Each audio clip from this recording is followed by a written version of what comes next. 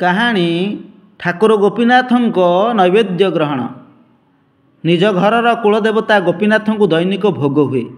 ଭୋଗ ପରେ ପରିବାର ସମସ୍ତେ ପ୍ରସାଦ ରୂପେ ସେସବୁକୁ ଗ୍ରହଣ କରନ୍ତି। ପ୍ରତିଦିନ ଭଳି ସେଦିନ ଘରର କୁଳଦେବତାଙ୍କ ସମ୍ମୁଖରେ କ୍ଷୀର ଛେନା ଆଦି ବଢ଼ାଗଲା। ବାପା ମୁକୁନ୍ଦ ପୂଜା କରିବା କଥା, କିନ୍ତୁ ବିଶେଷ କାମ ପାଇଁ ତୁରନ୍ତ ବାହାରକୁ ଚାଲିଗଲେ। ସେହି ମୁହୂର୍ତ୍ତରେ ସେ ପୂଜା କରିପାରିଲେ ନାହିଁ। ଫେରିଲା ପରେ ପୂଜା କରିବେ କହି ପୁଅ ରଘୁନନ୍ଦନକୁ ଠାକୁରଙ୍କ ପାଇଁ ବଢ଼ାଯାଇଥିବା ଭୋଗକୁ ଜଗିବାକୁ କହି ସେ ଜରୁରୀ କାମରେ ଚାଲିଗଲେ। ଠାକୁର ଘରେ ଗୋପୀନାଥଙ୍କ ବିଗ୍ରହ ସମ୍ମୁଖରେ ବଢ଼ାଯାଇଥିବା ଖାଦ୍ୟକୁ ରଘୁନନ୍ଦନ ଜଗି ରହିଥାନ୍ତି। ବାଳୁତ ରଘୁନନ୍ଦନ ଭାବିଲେ, ଆମେ ଯେମିତି ଖାଉଛୁ, କାହିଁ ଠାକୁର ଗୋପୀନାଥ ତ ଆସିକି ଖାଉନାହାନ୍ତି।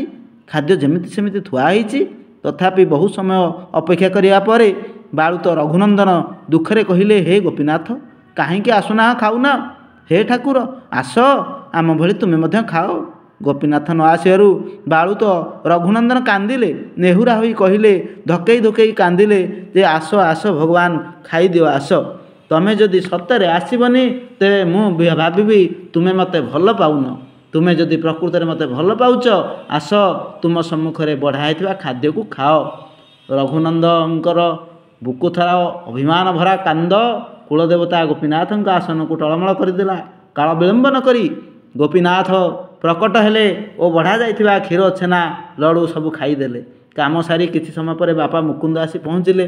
ବାପାଙ୍କୁ ଦେଖୁ ଦେଖୁ ପୁଅ ରଘୁନନ୍ଦନ କହିଲେ, ବାପା, ବଢ଼ା ଯାଇଥିବା ଖାଦ୍ୟ ସବୁ ଗୋପୀନାଥ ଖାଇ ଦେଇଛନ୍ତି। କେମିତି ଠାକୁର ଆସିଲେ ଏବଂ ଖାଇଲେ?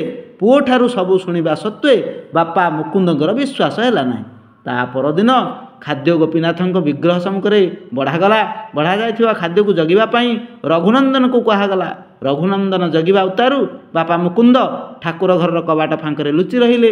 କିଛି ସମୟ ପରେ ଦେଖିଲେ, ପୁଅ ରଘୁନନ୍ଦନର ପ୍ରାର୍ଥନା ଦ୍ୱାରା ଗୋପୀନାଥଙ୍କ ମୂର୍ତ୍ତି ଚଳଚଞ୍ଚଳ ହେଲା, ସତେ ଯେମିତି ଜୀବନ୍ତ ବିଗ୍ରହ। ବିଗ୍ରହରୁ ଏକ ଦିବ୍ୟ ପୁରୁଷ ବାହାରିଲେ।